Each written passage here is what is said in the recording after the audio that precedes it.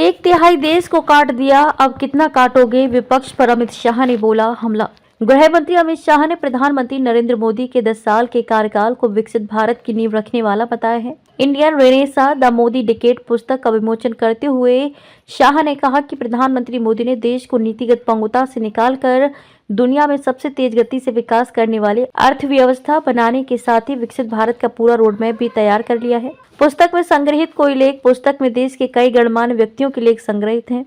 अमित शाह ने प्रधानमंत्री मोदी के काम को देश को जोड़ने वाला बताते हुए तमिलनाडु और कर्नाटक के कुछ विपक्षी नेताओं द्वारा दक्षिण भारत को अलग करने के बयान पर आड़े हाथों लिया। आजादी के समय हुए देश के बंटवारे का हवाला देते हुए उन्होंने कहा कि एक तिहाई देश को पहले ही काट चुके और कब तक काटते रहोगे।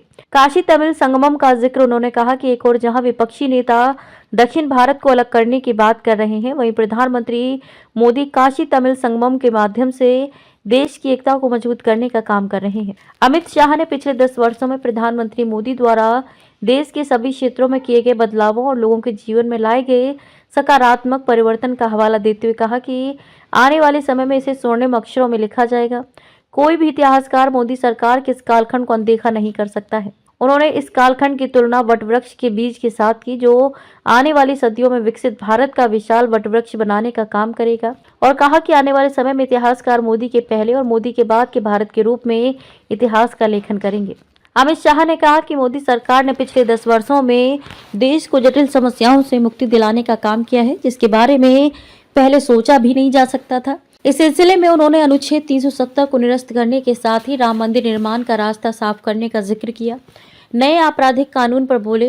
मोदी सरकार के दौरान भारत के पुनर्जागरण का दावा करते हुए उन्होंने कहा कि इस दौरान गुलामी की निशानी से पूरी तरह से मुक्ति के लिए कई कदम उठाए गए। इनमें अंग्रेजी के बनाए आपराधिक कानूनों की जगह भारतीय आत्मा के साथ नए आपराधिक कानून बनाना भी शामिल है। अमित शाह के अनुसार प्रधानमंत्री मोदी ने 2047 तक विकसित भारत के निर्माण का पूरा रोडमैप तैयार कर रखा है। इसमें 2027 में 5 ट्रिलियन की अर्थव्यवस्था बनाने, 2036 में ओलंपिक खेलों के आयोजन से लेकर 2040 में मानव युक्त यान चंद्रमा पर भेजने जैसे कई लक्ष्य रखे गए हैं।